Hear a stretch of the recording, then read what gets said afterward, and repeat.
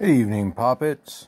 I've got another book here. I've got Trippy on my lap. He's going to help me read tonight. We've got another Custard the Dragon story. It's Custard the Dragon and the Wicked Knight by Ogden Nash.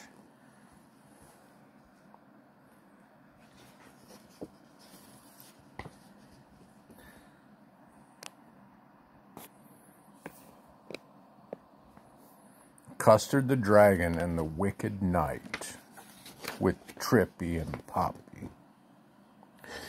Guess what happened in the little white house where Belinda lived with a little gray mouse and a kitten and a puppy and a little red wagon and a realio, trulio, little pet dragon. The dragon was a shy one, forever getting flustered. So they said he was a coward, and they called him Custard. He had eaten a pirate once, but then he went back to being a coward again.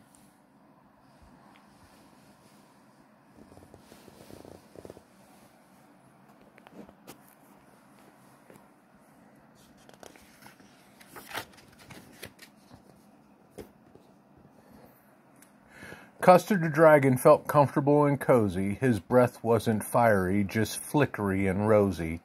And he lay with his head on his iron dragon toes, dreaming dragon dreams in a happy dragon doze.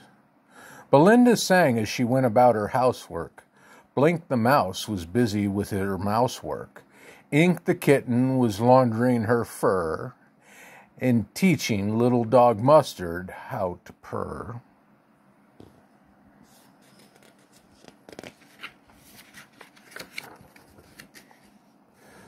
Belinda's song as she wiped the dishes bright was all about Sir Gargoyle, the wicked, wicked knight. His castle on a mountain above the Edelweiss. His gates are solid iron. Its walls are solid ice, and underneath the cellar is the dismalest of caves, where he keeps the captive maidens he's carried off as slaves. Ink, Blink, and Mustard join their voices three. We're not cowardly, white Custard. We're courageous as can be. So hush you, Belinda. Hush you, do not fret. Do not fret you. We promise that Sir Gargoyle shall never, never get you. Then, just as Ink was complimenting Blink, "That," said a voice, "is what you think."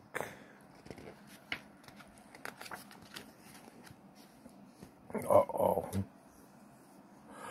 Belinda dropped the dishes on the floor, for there was Sir Gargoyle coming in the door.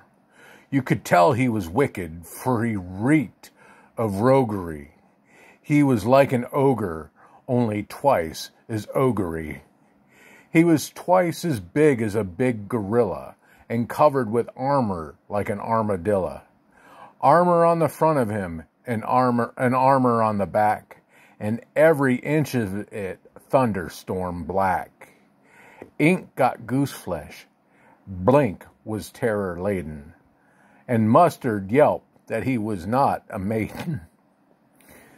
Blink fled downstairs, Ink fled up, and underneath the sofa went the pup.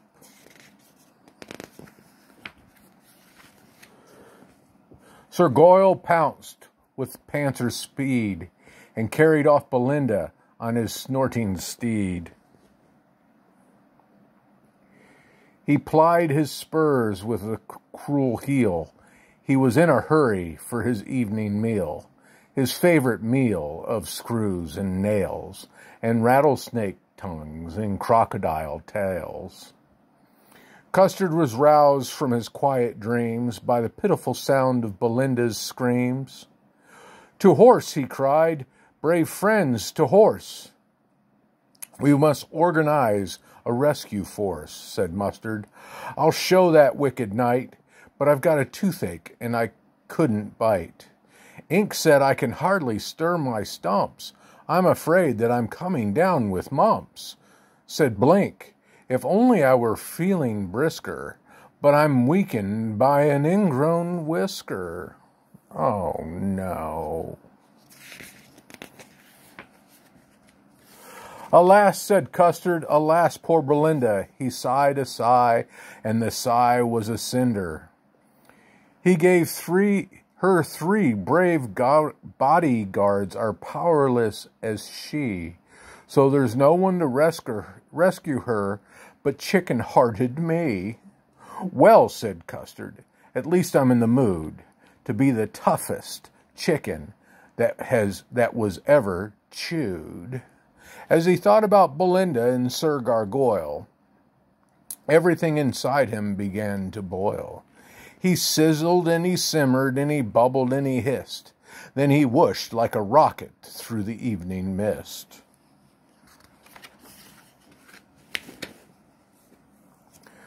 With headlight eyes and spikes a bristle, he pierced the air like a locomotive whistle.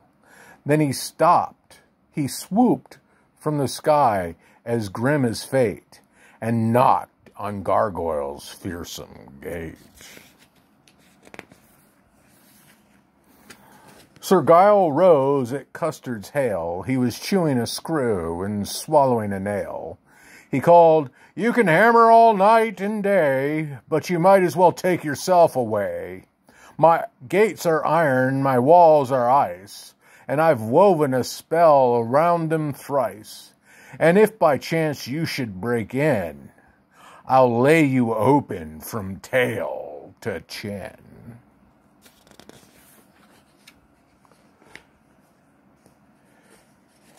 He thought to frighten the dragon to death, but Custard blew a blowtorch breath.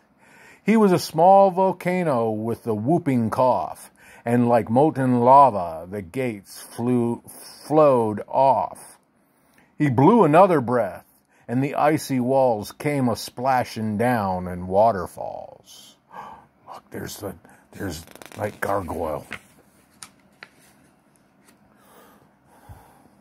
Sir Gargoyle spluttered like a sprinkler wagon.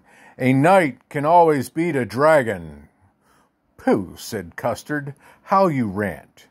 A true knight could, but a wicked knight can't." "Have at you then," Sir Gargoyle roared, and he rushed at Custard with his deadly sword.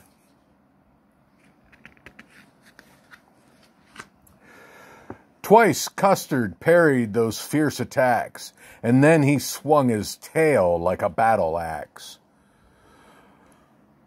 From helm and breastplate down to spur, it flattened that unworthy sir. His armor crumpled like thin tin foil, and that was the end of Gargoyle. Look at him all flat over there.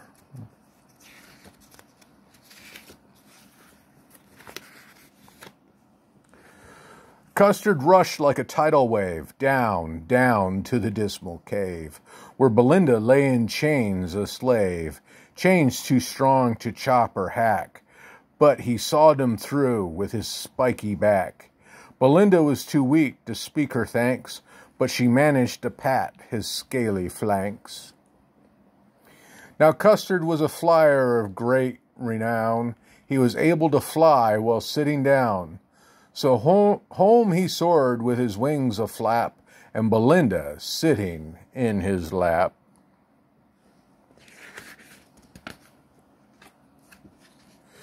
Ink, Blink, and Mustard were in a happy tizzy. They danced around Belinda till they made her dizzy. And then they looked at Custard and they gave a shout. "There's a rabbit in the kitchen and he won't get out. He's eaten all the carrots, and he's starting on the peas, and you're just in time to eject him, please." Custard said, "You know my habits. You know I've always been afraid of rabbits. So if this fierce fellow won't depart in peace, eject him yourself or call the police."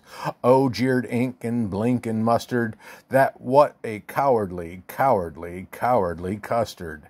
I agree, said Custard. And I add to that, Craven, Poltroon, and Fraidy Cat. I've learned what a nuisance bravery can be, so a coward's life is the life for me. Belinda kissed him and said, don't fret, a cowardly dragon makes the nicest pet. Aww.